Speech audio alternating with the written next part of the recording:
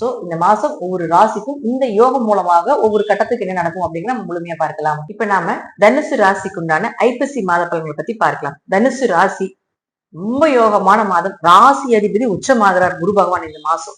இது மிகப்பெரிய யோகத்தை கொடுக்கும். தனுசு ராசிக்கு அர்த்தாசிரம சனி போயிட்டு இருந்தாலும் கூட ராசி அதிபதி பலமாயிட்டார் இல்லையா?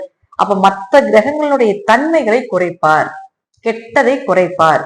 எது வந்தாலும் பார்த்துக்கலாம், என்ன செய்தாலும் பார்த்துக்கலாம் அப்படிங்கிற ஒரு மனோ தைரியத்தையும் பக்குவத்தையும் நிச்சயமாக இந்த குரு ஏற்படுத்தி கொடுப்பார்.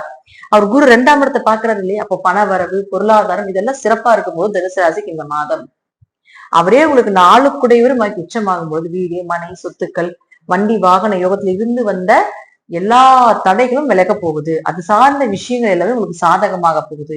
8ஆம் இடத்துல இருக்கிறதுனால கொஞ்சம் தடைகள் வரும். ஆனா தடைக்கு அப்புறம் பாத்தீங்கன்னா உங்களுக்கு நீங்க கேட்ட விஷயங்கள் எல்லாமே நடக்கிறதுக்கு உண்டான வாய்ப்புகள் இந்த மாசம் உண்டு.